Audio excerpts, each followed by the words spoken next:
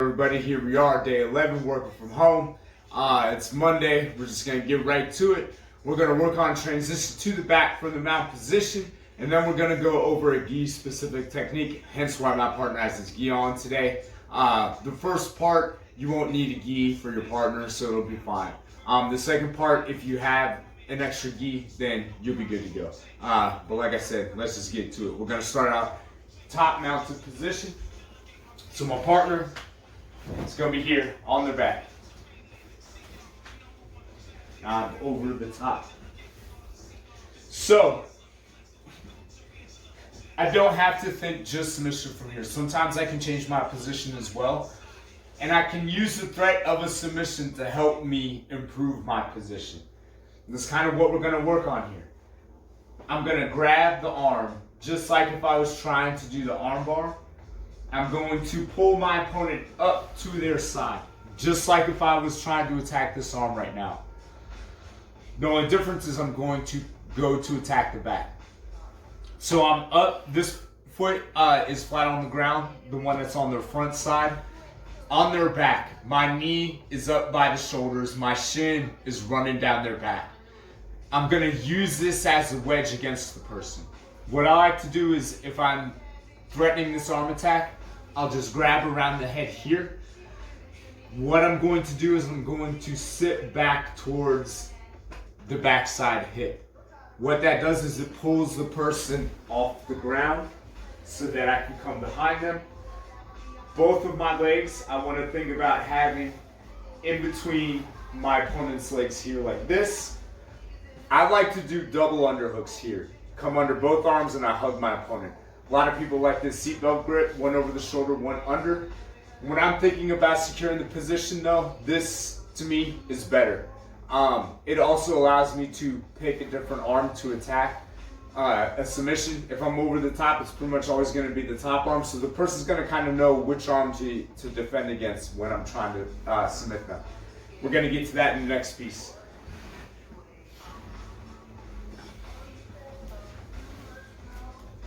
So again, I'm here. I'm going to go the other direction to show you this setup on the back end.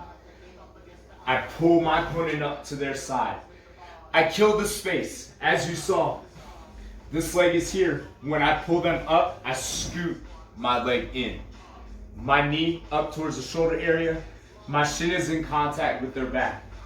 I like to hug around the head and sit to my back hip here.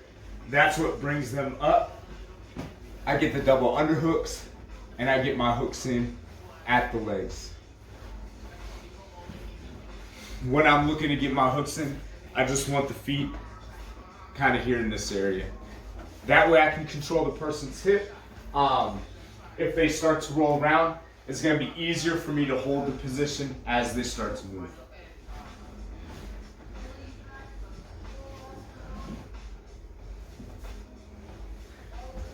Boom. This is what brings them off the mat. And then I just scoot myself around until I have the back. So, now I have my opponent's back.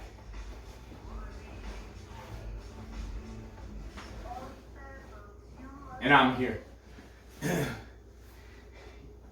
If I'm in the seatbelt position, my top arm is going to be the one attacking. If I have the double underhooks like this, I'm going to pick an arm. I'm going to take one hand out, come over the shoulder, and grab for the collar on the far side. I like to control the wrist with the arm that stays under, here, like this. What I want to do next is I'm going to use this to pull my opponent to that side. My other leg is going to jump up and trap their arm here. What I want to do from here is I pull down on the gi collar as I pull my shoulders away, and I flex my wrist. There's a lot of little kind of tiny motions that make this choke work. I'm going to change the camera angle real quick, that way we can get some of those in a little better. Alright, so the grip, when I'm going to grab the collar, I want to be up here like this, kind of towards the back. Thumb is in. what I want to feel is the soft part of the person's neck against this part of my thumb right here.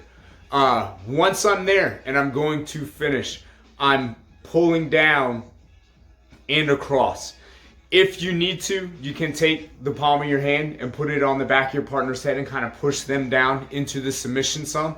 But it should finish with the gi across on one side here and my forearm at wrist coming up and cutting it off on the other side. So I'm here.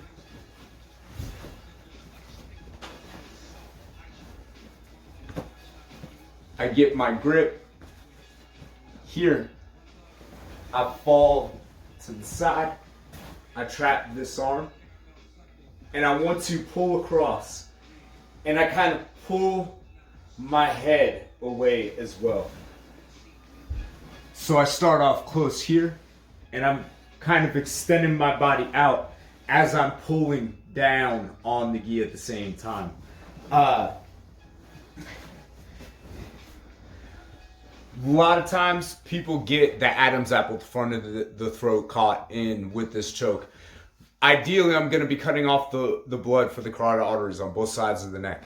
So if you're having trouble or you feel like you're catching the windpipe too much, think about, I start here, but as I extend everything through, I end up making it so that I can pull all the way through.